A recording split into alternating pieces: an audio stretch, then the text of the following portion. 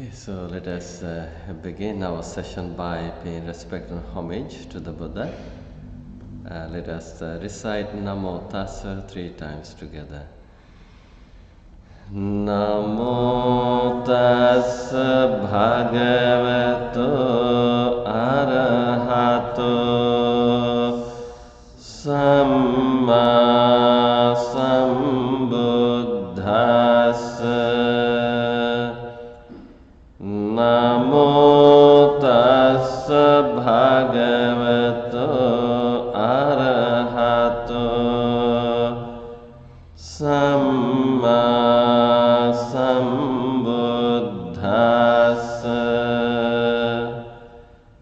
Namo tassa bhagavato arahato samma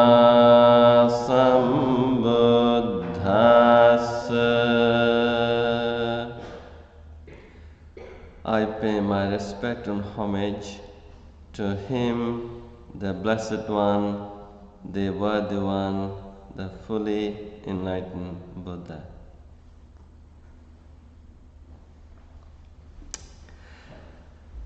Okay, so today I would like to dedicate this Dhamma talk and this meditation session to one person who was very close to our life.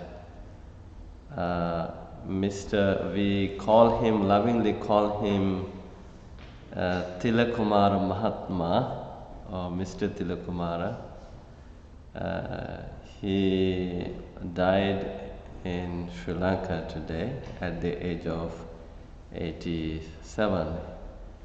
And his daughter,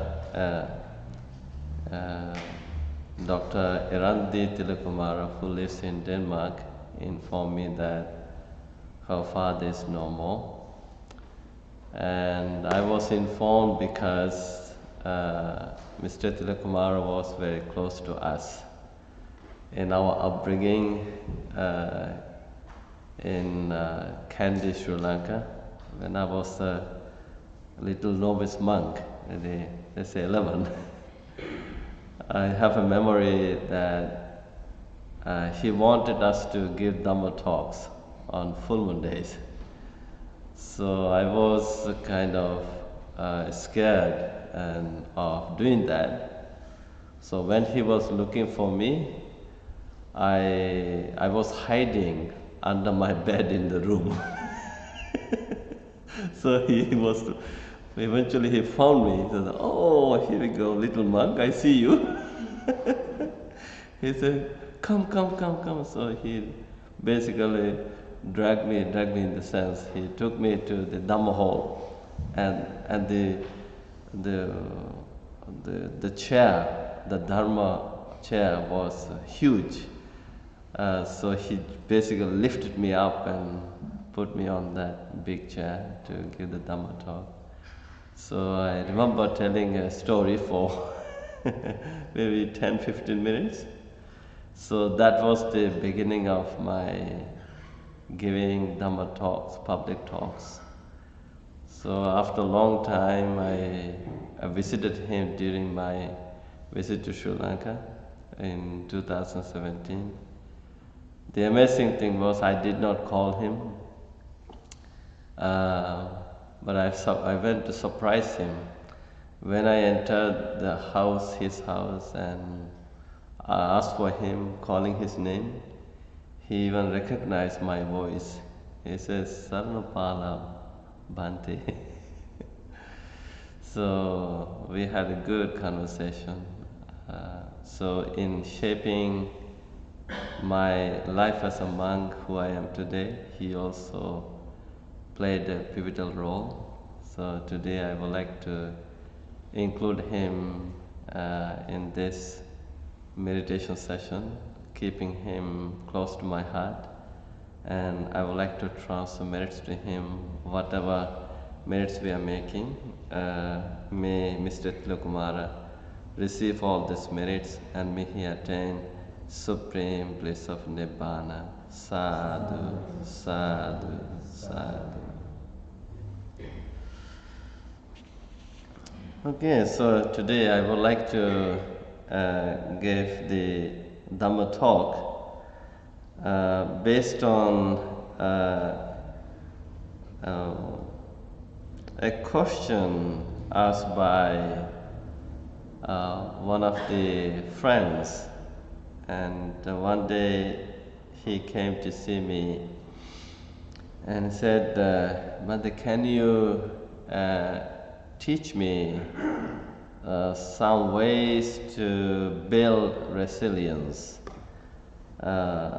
So that day, based on various teachings of the Buddha, I kind of highlighted 10 ways or 10 steps of building inner resilience. So I titled today's Dhamma talk, Building Resilience, an Inner Island No Challenge Can Break. So I think at some point we all go through a difficult time, life challenges us. And so during such moments, and I believe these 10 steps could help us. Maybe you already had these qualities, but listening to these qualities again would give us a positive reinforcement. Even this is also a form of meditation practice for us. So when we talk about the resilience, and resilience means the inner strength to stay calm, balanced and positive, even when life becomes difficult. So the ability to bend without breaking, to fall and rise again with wisdom and courage. So now I think these 10-fold steps could help us build the courage and wisdom to face the challenges of life, and I believe this would even help us. These steps would help us during our meditation too. It's not just, we don't have to just wait for this kind of difficult moment in life, but I think the person who came to see me, his life was pretty challenging. He was going through a lot of tough times.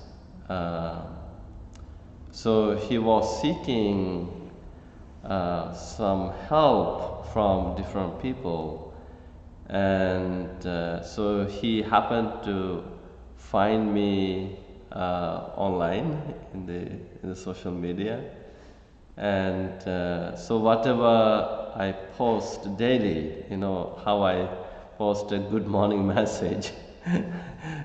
So I think that really gave him hope and light. So he started following me for he said 3 years, and that changed his life. And at the same time, he wanted to come and see me, but he did not have the courage to come and talk to me. But then he was planning to do that. So eventually, this week he came to see me. So we had a very nice conversation, and so he asked me this question. You know how sometimes when people see a Buddhist monk, they want to know the perception, the perspective of a monk regarding the life, the purpose of life. They think, the monks are wise, knowledgeable, And it's good to see the public perception of the monks. Like, they have a good faith. They think monks know something about life. So that's why they ask these questions. So I taught him these tenfold steps to build an inner island of resilience. The first one is, and again, I would like to say the Pali phrases. The first step is Atta Deepa Viharata. So that means dwell as an island unto yourself. So that is to rely on your own mindfulness and wisdom as your refuge. The second step is Sating Upatrapetva. Establish mindfulness firmly. Stay aware and grounded in the present moment, even amidst turmoil. Number 3, Dhammang Saranang Gacchata.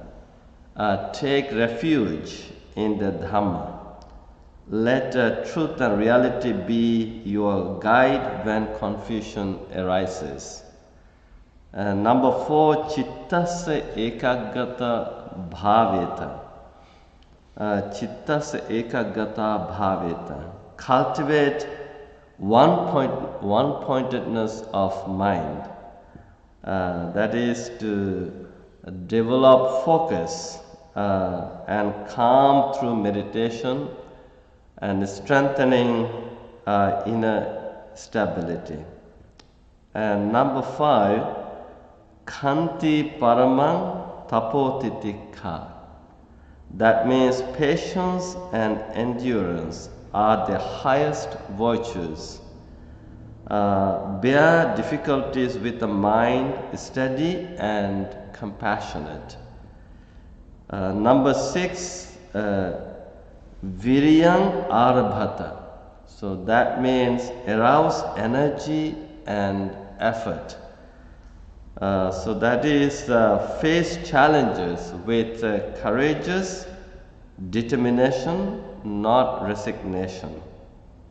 And number 7, Upekkam Bhaveta. Develop equanimity. So maintain balance of mind in gain and loss, praise and blame. And number 8, Mettang Bhaveta Sabba Lokasming. Radiate loving kindness to all beings. So kindness softens the heart and protects it from anger and despair. And number 9, Anicca Sanya Bhaveta. Contemplate impermanence. So realize that all things change. This insight brings deep resilience. Number 10, Nibbanang Sachikatabang. Realize inner peace, the unshakable freedom. When wisdom matures, one abides in peace that no external force can destroy. So this is also in line with another beautiful teaching we find in the Dhammapada. It's called Uttanena Pamadena Sanyamena Dhammena Cha. Deepang Kairata Medhavi Yang Ogho Na Bhikhirati. So that means we have to build the island of life in such a way, even the terrible flooding or hurricane cannot destroy it. So how do you build such an island of life that cannot be destroyed by any strongest natural forces? So there are four of them. It's called Uttanena. By making effort, and we need to have the energy, we need to have sustained persistence, and we never look at the dark side of the life. We always shift our attention to the bright side of our life. Then we just keep working hard, making every effort to rebuilding our life. So this is called Utthana. Utthana is a very interesting word. It's called sustained effort. It's very, very important. Even during meditation, we should be mindful to cultivate this quality, the Utthana. And then Appamada. Appamada means diligence, mindfulness. Like we should be doing things right on time. Like, basically we just keep telling ourselves, although life has collapsed due to these challenges, circumstances, I'm going to rebuild my life. I'm going to start again. I'm going to go from the zero. Like, I'm going to basically rebuild my life. So that is like you have to be cultivating this diligence. Appamada is another important quality, spiritual quality to cultivate, diligence. And sanyama means the sense restraint. Like, sometimes we get distracted by a lot of things, and so instead of focusing on everything, we just focus on one thing. Sometimes, how when we get stuck with a lot of things that happen to us, then it's a way of wasting our physical and mental energy. So to preserve that mental energy, we should just focus on one thing, restrain our senses, like eye faculty, ear faculty, nose faculty, tongue faculty, body faculty, mind faculty. So we just restrain all these senses. So once we continue cultivating this sense restraint, the Dhamma, next quality of Dhamma, is the discipline of the mind. So to build the discipline of the mind, then we have to do meditation. So to support these four main qualities, then we also need to have this knowledge and wisdom with respect to various aspects of life, basically to build the faith and hope, not to lose the hope and faith. So with these teachings, so the very first one, Atta Deepa Viharata, this is a very interesting teaching, the key teaching. But this is, don't rely on external things. Rely on yourself. How sometimes we have this natural tendency to look for something out there, and we keep chasing. But the Buddha says, look within. Build your own island. No need to rely on something else. Just be self-reliant, basically. So you have the power, and identify your own power. Recognize your own power. acknowledge your own power. Believe the fact that you're bigger than the mountain, you're bigger than everything. So when you recognize that, when you become mindful about it, then that wisdom, that knowledge, that understanding will be your own refuge. Like you're rebuilding your life with that understanding. So, so this is a kind of a paradigm shift Buddha is teaching. How we have this tendency to look for help and from someone else or out there.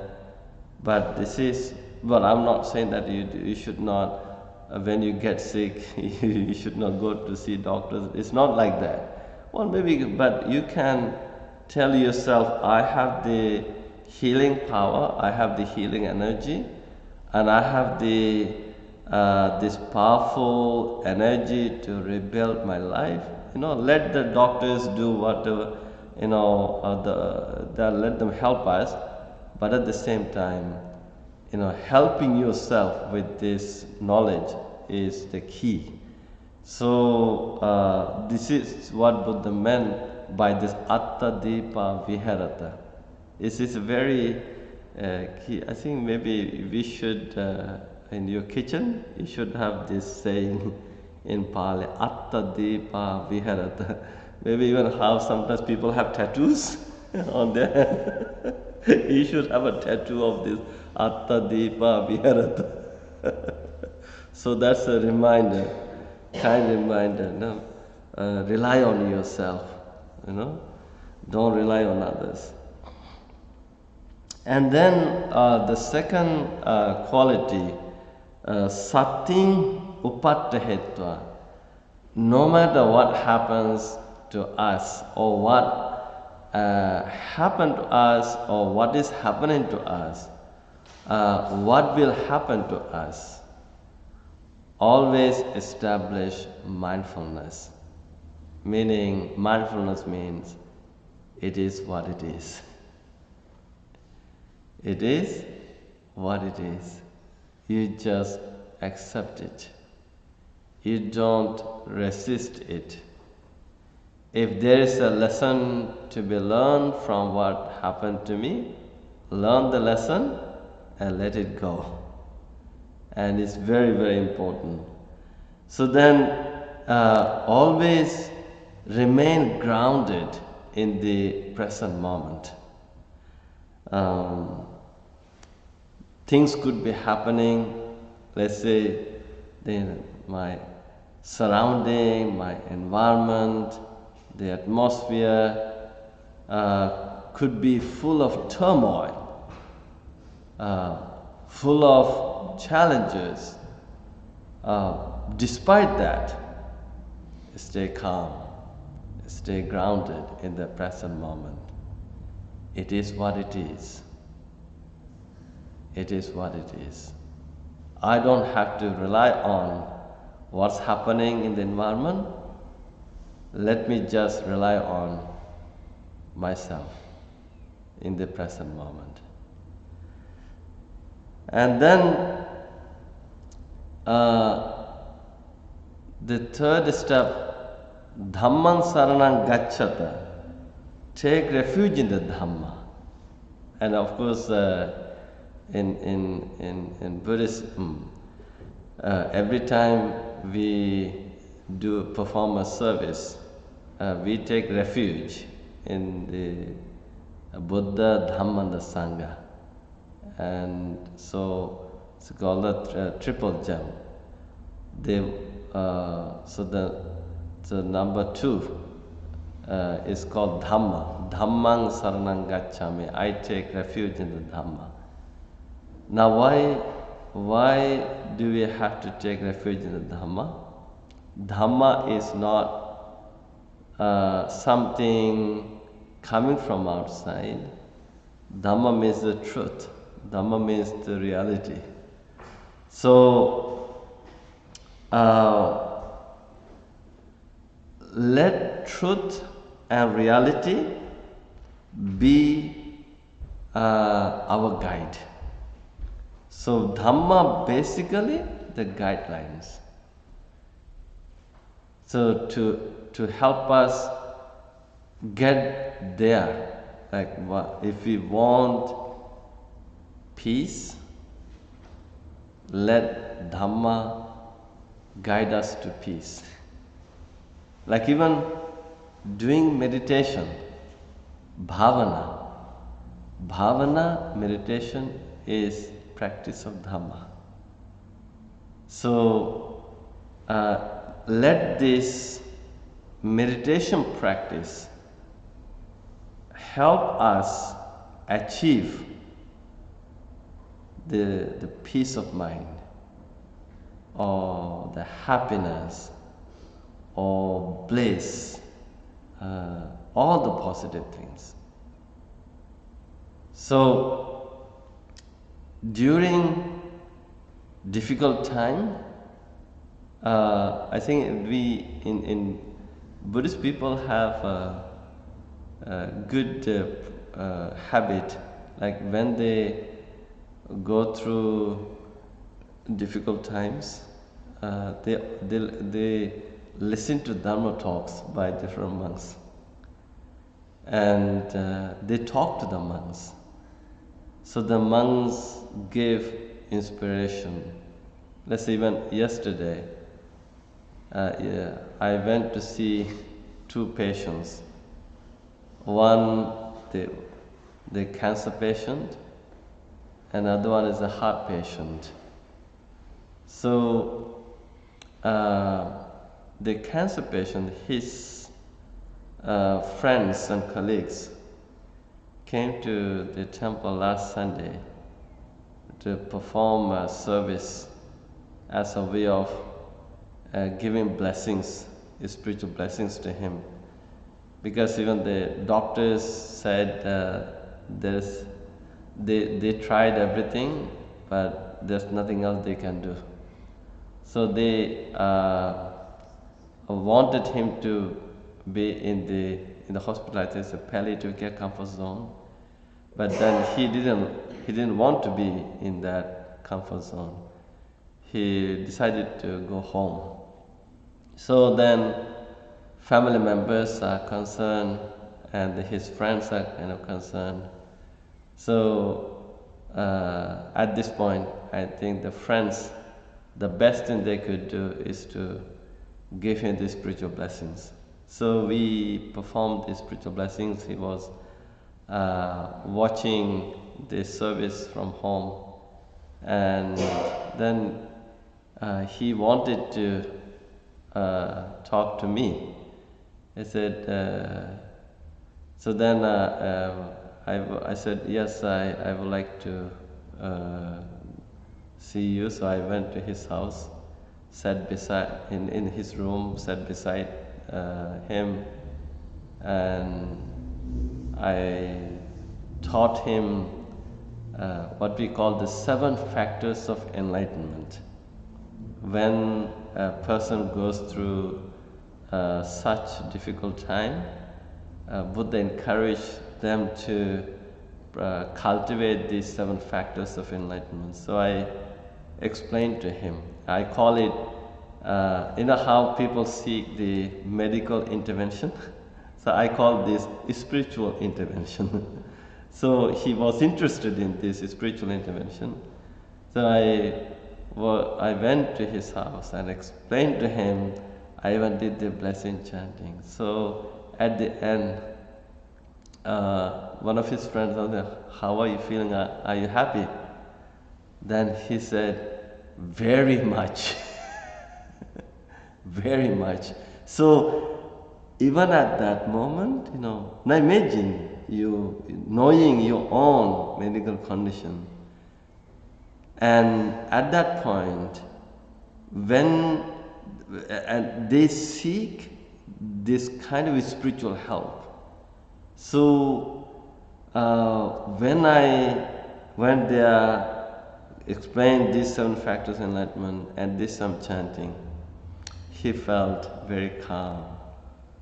So, this is the practice of Dharma. That's why I think we take the refuge in the Dhamma. So that's why during difficult life circumstances, when life begins to fall, it collapses, at that moment, if we can take refuge in the Dhamma, it will help us overcome difficulties, challenges, because the whole purpose of the Dhamma is to help you see the things as they really are.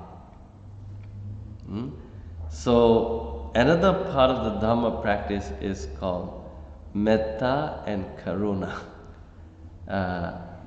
being compassionate, being kind to yourself. You can't be hard on yourself. When you become hard on yourself, things go wrong.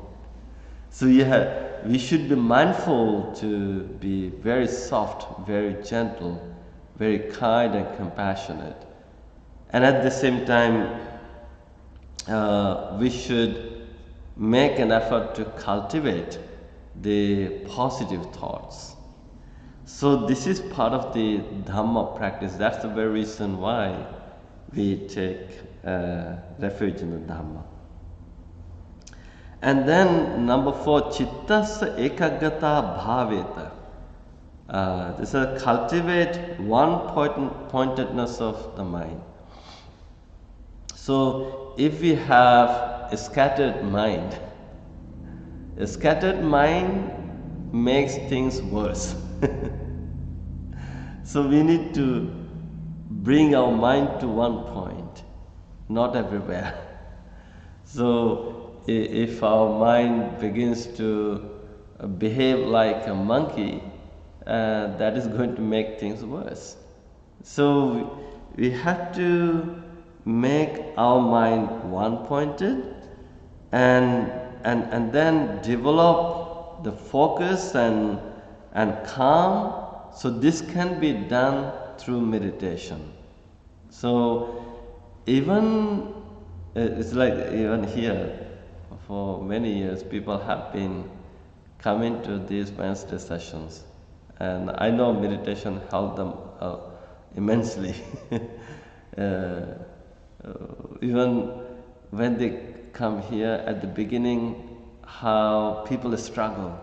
Mind is crazy, mind is going everywhere. But after struggle, at the end of meditation, how mind begins to settle. And then I ring the bell to end the session.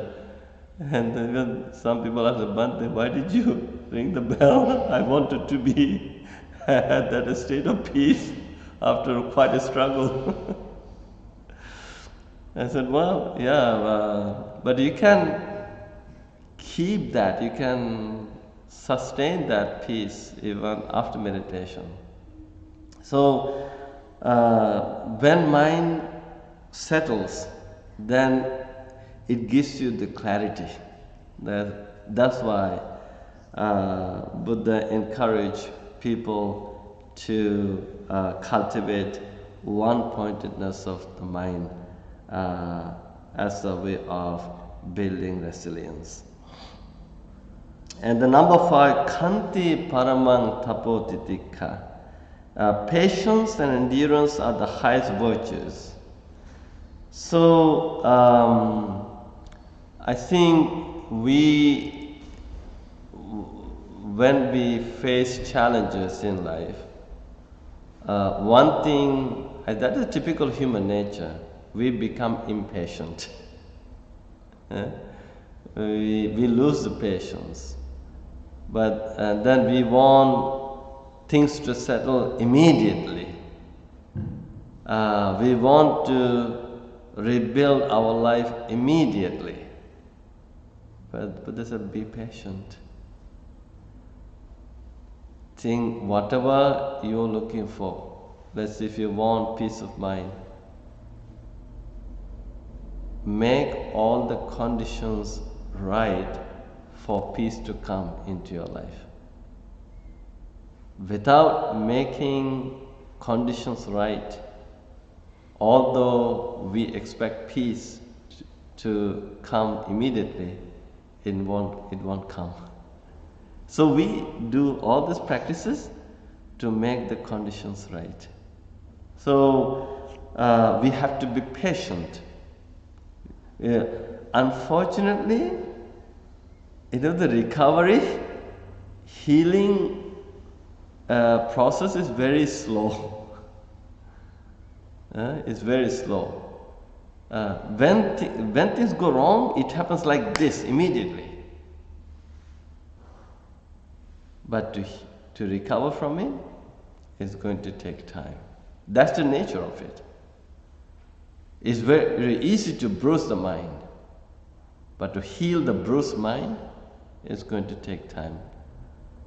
So we need to be patient with ourselves, with the hope, with this confidence, utmost confidence, with sustained effort. And then number 6, Viryam Arabhata. We have to arouse energy and effort to rebuild our life. Even during meditation, let's say, we all experience pains.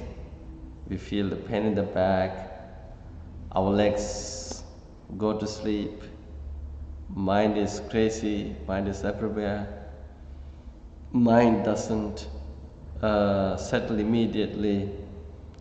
But then to calm it, to settle this mind, we have to arouse energy. We need to make an effort.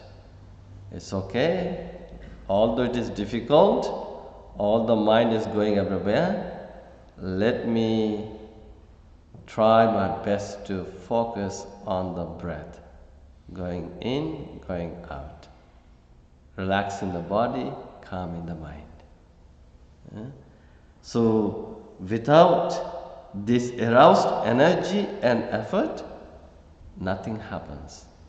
Even when we feel sick, even going to see a doctor, it requires this energy. If we don't make an effort to go to see the doctor, we won't be able to get the help from the doctor. So, anytime we fall, anytime we get bruised, at that moment, we have to arouse energy. We have to make an effort. We should keep trying and trying and trying to recover from it, to heal ourselves. And then number 7, upekkhaṃ bhāveta. Then we need to cultivate equanimity. This is another interesting word, upekkha. The literal meaning is upa ikkhati. Upa means within. Ikkhati means to see, to observe. So upekkha means observing inside, within. So how we human beings have this tendency to give an emotional reaction to everything. We just get angry, we just shout, we just lose the patience, even cry, for things. So, and then if we don't get what we want, even how we want to shout and yell, demand for it immediately. The Buddha said, be upekkha, cultivate upekkha. Always you have to tell yourself, although I have lost it today, but I'm going to regain it one day soon. Although I'm going through disgrace today, but my life will be full of grace one day soon. Although people are criticizing me today, but the very same people are going to praise me one day. Although I'm going through this pain today, but my life will be a happy one soon. So then, you don't lose the hope, you don't give up, you don't abandon anything, but then you understand this is the life. Sometimes life is up, sometimes it's down. So these two are extremes. So the Buddha said, stay in the middle, stay in the middle, have a balanced life, right? So this thing comes from the cultivation of this upekkha, upekkha, equanimity. And if we can apply this upekkha, throughout our life, whenever we go through difficulties, we can just, even if somebody is, let's say in family, if your partner is yelling at you today, but you could say, my partner is going to praise me one day soon. So you have to be very patient for that. So acknowledge, accept everything with this upekkha mind. And then number 8, mettang bhaveta sabbulokasmi. This is another important quality. Then cultivate metta, loving kindness. Wish happiness and kindness to everyone, even those who hurt you. You wish them happiness, joy. And most importantly, you wish the same to yourself. Be kind to yourself. Wish happiness and joy and peace to yourself. May I be well. May I be happy. May I be peaceful. May I be free. May I be free from all suffering in life. May I be free from all the struggles in life. May I be free from all problems in my life. And may I be well and happy and peaceful. So you wish the same thing to everyone. Even there are people who are in the same situation as me, who are also going through the same, and you just wish them happiness. May you be free from these problems, struggles, pains and sufferings. It's a lofty thought actually, so this is something that you can cultivate. And also this is a way of radiating loving kindness to everyone. Spread the light of hope, light of joy and happiness of freedom to all sentient beings. So by doing that, it would soften your heart and mind. So that's the beauty of cultivating metta. And then the number 9, anicca sanya bhaveta. Then develop the perception of impermanence. Nothing is permanent. Everything changes. Everything is impermanent. Everything is in flux. Even the difficult circumstances in life are impermanent. Even the problem itself is impermanent. Hmm? Even the struggle itself is impermanent. So don't take anything permanently. If you can develop this perception, sabbang aniccan, everything is impermanent. Eh? So that actually relieves you. You don't personalize these struggles. And then lastly, Nibbanang Satchikatabang. You have to realize inner peace, the unshakable freedom. So then how do we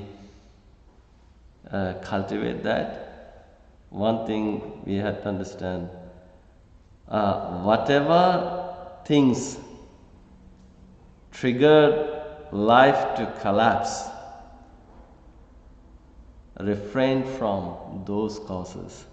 Don't repeat them.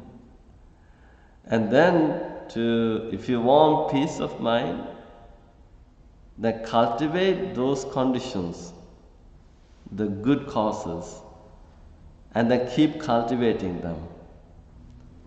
And then in this practice, the Buddha says, always practice dana, sila, bhavana. Practice giving. Although it is hard, be generous. Help someone in a small way. Do a little act of kindness for someone. And then, sila, keep cultivating, practicing morality. During difficult time, as I said, one of the qualities, Dhammang saranang gacchami, take refuge in Dhamma. That means practice the 5 training principles. Refrain from hurting others, refrain from stealing, refrain from sexual misconduct, refraining from lying, refraining from consuming alcohol and drugs. So then this is the sila practice. And then get into the practice of meditation, bhavana. Build a new habit of doing meditation every day.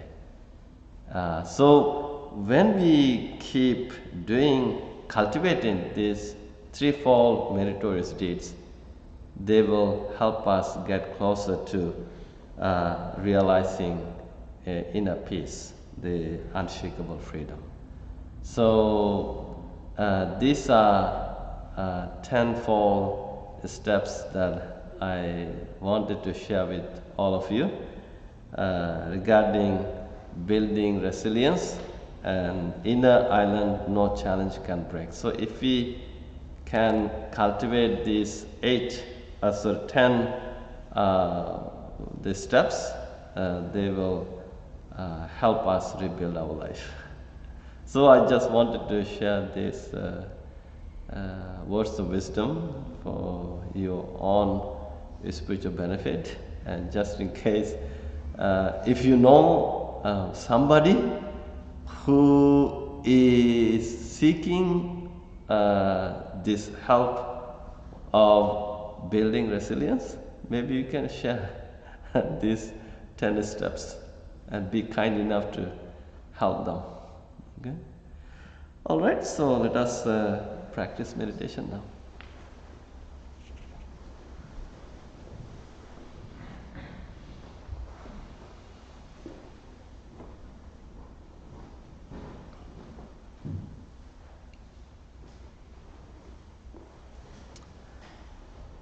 Okay, so I would like all of you to assume a very nice and comfortable posture for meditation.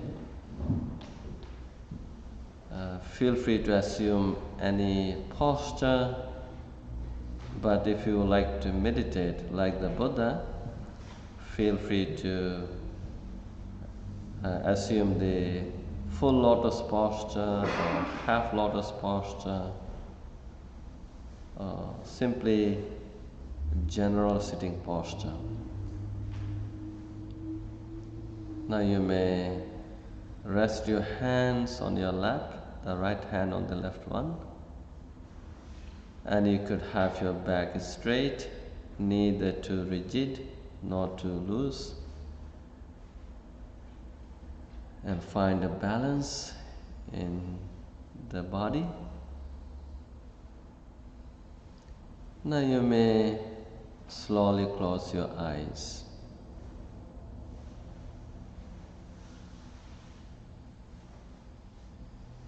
As you have closed eyes, give a very kindful invitation to your mind. Come to the present.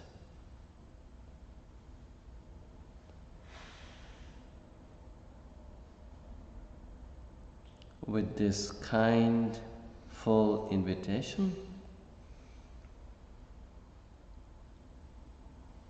let yourself become a turtle. When the turtle sees the danger in the environment, it chooses to go inside its own hard shell for safety and well-being.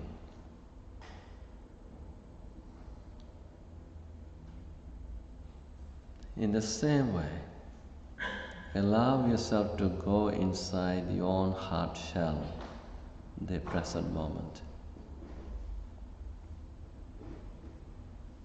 for your own well-being, for your own wellness, for your own peace of mind.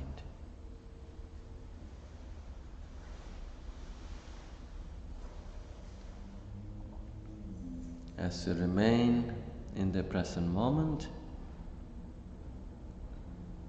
take a deep breath and let your whole body relax.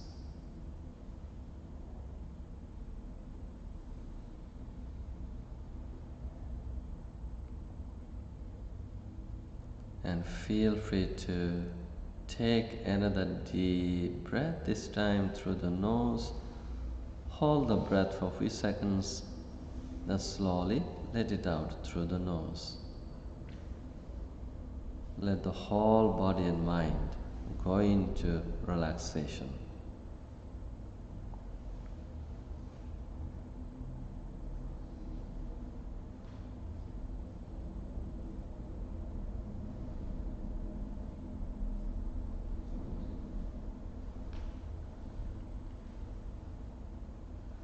Now kindly remind yourself, I'm practicing meditation not only for physical relaxation and mental calm, but also for inner peace and inner happiness.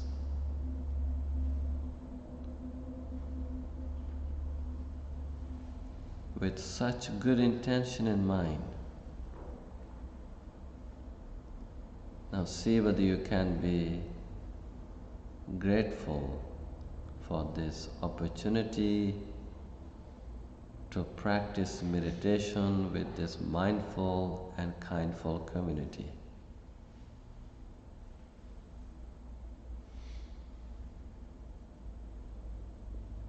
Let your mind and heart become filled with the feelings of gratitude.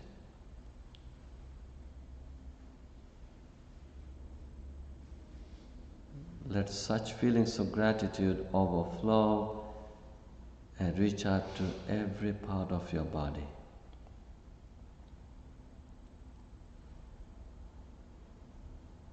Let the whole body and mind become a great embodiment of gratitude.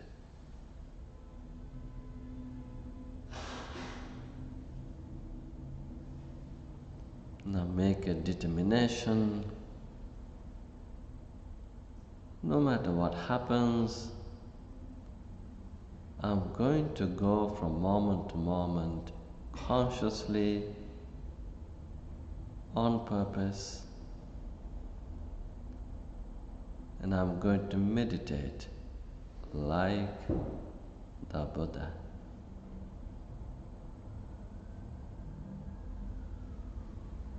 With such attitude,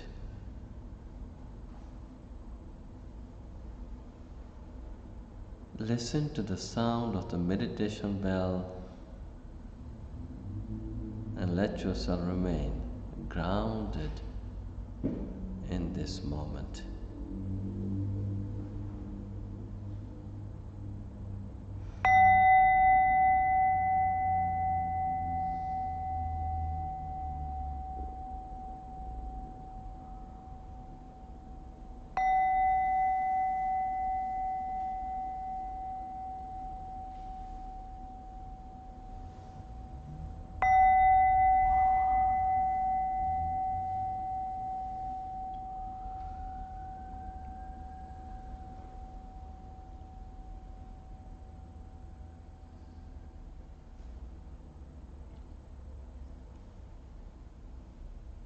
Now slowly and gently bring your full attention to the ingoing and outgoing breath.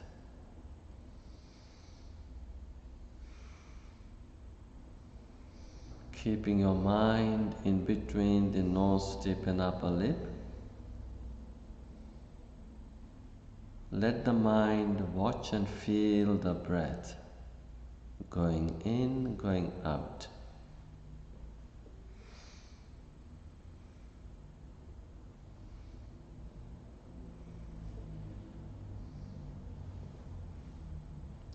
And you may watch the breath with 100% attention.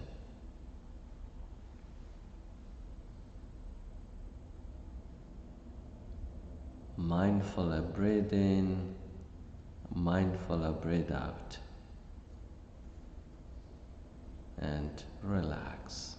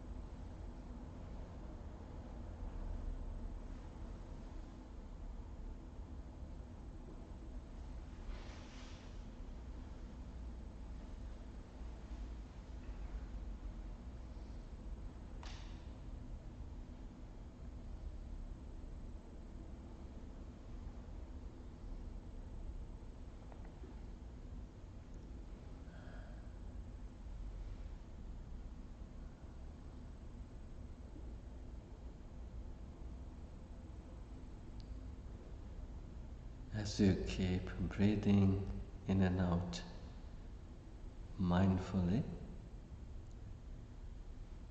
at the same time, allow yourself to breathe in and out slowly.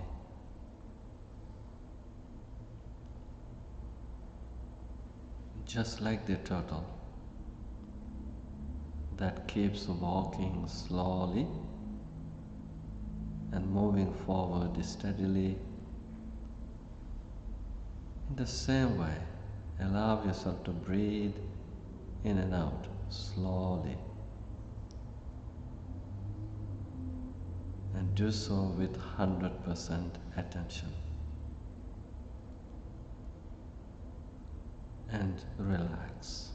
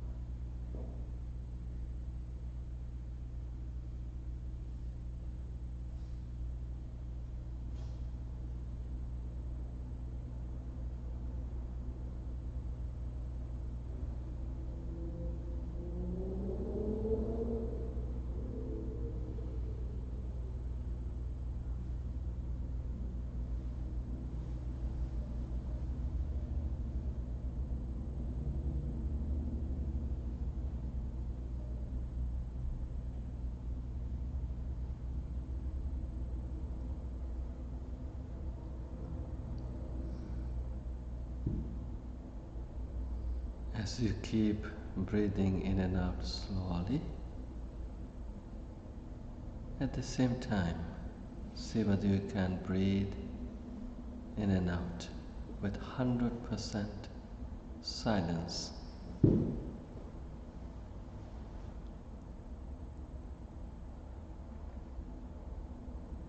Breathe in, breathe out silently.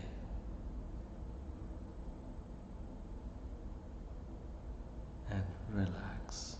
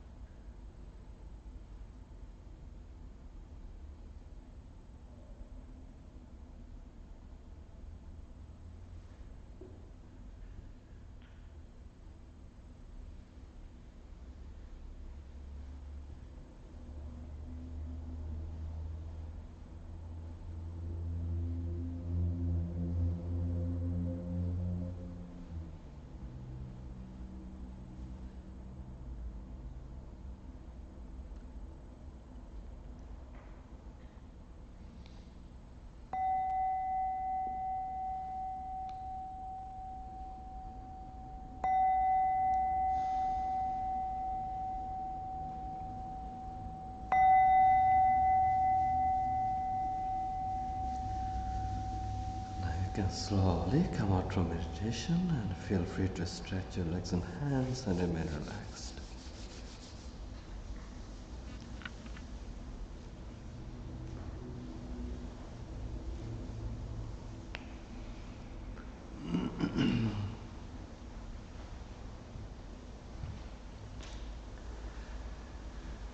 Okay, so I would like to do a brief blessing chanting.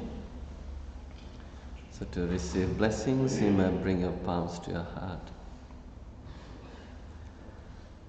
Bhavatu sabba mangalang rakhantu sabba devata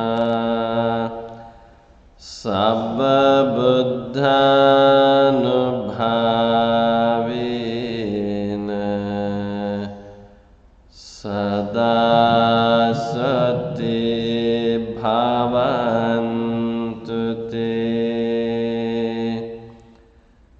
Bhavatu sabba mangalang rakhantu sabba devata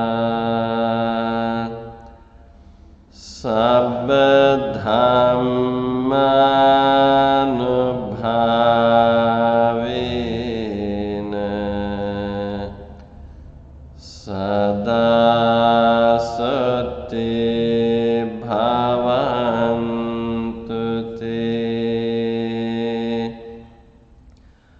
Bhavatu sabba mangalang rakhantu sabba devata sabba sanghanubhavena sada sati bhavantu te. By the power of the meditation, by the power of the noble triple gem, the Buddha, the Dhamma, the Sangha, may you all be well, happy and peaceful. May you all be free from all sufferings and pains. May no harm come to you. May no difficulties come to you. May no problems come to you. Finally, may you all experience the happiness, the bliss of Nibbana. Sadhu, sadhu, sadhu.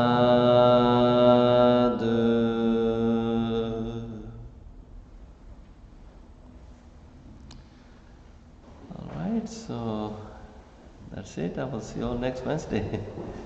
So be well. Good night.